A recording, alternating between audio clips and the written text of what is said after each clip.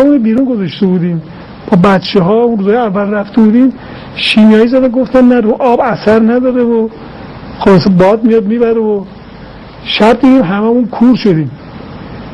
مثل جوشکار زیاد کردن رفقا اسمونو گذاشتیم به شوخی گورهان کرغلی، دسته هم دیگر میگرفتیم، ما رو بردن اونجا زر آمپولی بساط زدن در 12 رو سر اونجوری گرم اونجا خورده خوراکی بود منتها یه ذره درد بود اینا سرم گرم بود. اومدیم دیگه تو پا اونجا مشغول بودیم و تا خلاصه اونجا یکی از رفقا جهاد کشف کرد که ما اینجا سپاهی بودیم و که اون داستانی که آقای اوجی گفتن خلاصه خیلی رفقای سپاهی میان اونجا حال احوال میکنن، ناراحتن که این چه بساطی. گفتم بساط نیست که قرار ما کار کنیم، کار دیگه. خلاصه یه روز بمبارون خیلی شدیدی بود، یکی این پیرمردای دیگه قاسم آباد دیدم کجا شهریار بود اومده و هی میگفت بیا بپریم تو آب بریم اونور. گفتم نه بمون جوشکاری ول نکن، چون تمام این استکبار جهانی جمع شدن که مناطق جوشکاری رو ول کنیم، وظیفه ما الان اینه. بعد این یه ذره که مون ترسش ریخ به من گفت حاجی کاش من یه ضبط صوت داشتم این تاق و توقا رو ضبط میکردم میرسم قاسم آباد خانواده‌ام بدونم ما کجا هستیم، دشمن چیکار داره میکنه، ما کارمون رو ول نکردیم. ما اومدیم خلاصه با آقای غریبی ها مشغول همکاری شدیم و بعد این گردان‌های مهندسی رزمی رو میخواستن درست کنن.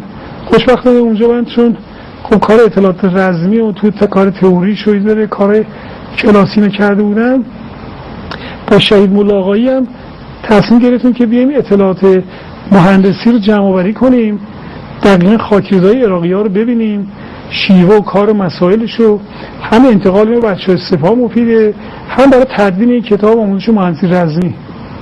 خوشبختانه این اطلاعات ما تو جهاد باعث شد که من وقتی رفتم برای قرارگاه شرقی کشور دو طرح گردان‌های به اصطلاح مهندسی کبیر داده بودم، حاصل تجربه کار جهاد بود و تجربه بچه‌ها شهید ملاقایی که اون موقع مثلا کمیته 2 میلیارد و 200 میلیون بودجه سالانه داشت، به ما 8 میلیارد مجلس پول داده بود. همش هم مسئله استدلالی بود. خب تو شورای امنیت هم فرمانده ارتش هم می اومد که آدم حرف میزد باز حرفش پاسخگوی چیزی هم داشته باشه.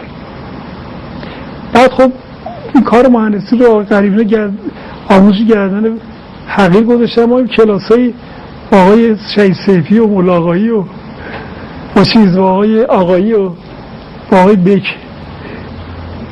بکینا داشتیم و که مثلا کارهای نهج و بلاغه بود و اطلاعات رزمی بود و خب ما یه چیزای جمع کردیم نهج و بلاغه. میرفتیم با آقای نماینده امام تو جهاد آقای همدانی آقای هزاوی هماهنگ میکردیم که مثلا یه وقت نرن خبر کنن بعضی افراد که مثلا اینا حرفای ناجوری میزنن. مثلا به طور مثال مولا امیرالمومنین تو کار مهندسی رزمی در جبهه دیگه کار مهندسی رزمیه میفرماین مثلا قسم جلاله میخورن. خطبه های اول نهج البلاغه است که ایم الله لو فتن لهم هذا انا ماتحه لا یقدرون عنه ولا یعودون الیه. سوگند به الله من در جنگ زمین رو به گونه مهیا میکنم مثل حوضی که دشمن وارد حوض میشه قادر به خروج نباشه، اگر خارج شد انگیزه ورود رو نداشته باشه. یا مثلا تزول الجبال ولا تزول، در زمین مثل کوه قرار بگیر، یک پدافند محکمی به مانند کوه لازمه. این پدافند ابزار امروز چی باید باشه؟ چگونه یه نیرو میتونه مثل کوه در زمین مستقر باشه؟ نیرویی که فقط ابزارش اسلحه هست در زمین چگونه میتونه مستقر باشه؟ او از او ثابته. این کار برمیگرده مأموریت مهندسی رزمی. بعد اینا رو جمع میکردیم به عنوان چیزی که موضوع درسی باشه که مثلا اینو برای آینده باشه. بعد نقشه خوانی و قطب‌نما و مهندسی عملی اطلاعات رزمی و این تجربه رو جمع میکردیم مثلا تو این کار. بعد تو عملیات شلمچه بود که عملیات شلمچه بود، دریاچه ماهی بود که خدا مطالعه کنه مقام ملاقایی رو. واقعا یه شب من و ایشون رو با آقای قریب رفتیم توی که از این چیزای کپه های خیلی سنگرت نمیشه گذاشت جلو. اون شهید مصری ترکش از بین برده شهید شده بود. خلاصه هر کدوم می‌خواستیم، چون راه ها رو ما قلم نما می‌کردیم و بچه‌ها می‌رفتیم تمرین می‌کردیم که شما می‌خوای اطلاعات عملیاتی داشته باشین برای کار مهندسی، مثلا شبا راه ها رو علامت بذارین، قدم شمار کنید، بعد با جهت ستاره یا قطب‌نما گرا بگیرید، بعد راحت بتونید حرکت اینا بکنید.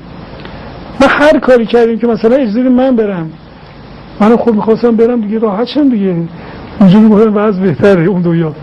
شهید مولا آقای نذاشت. آقای قریب هر کاری کرد قسمش داد، گفت تو همینجا بیایی تا اینجا زیادی هم جلو اومدی، برگرد برو عقب، تو رو خدا چیز نکن. نکرد و خودش بلند شد.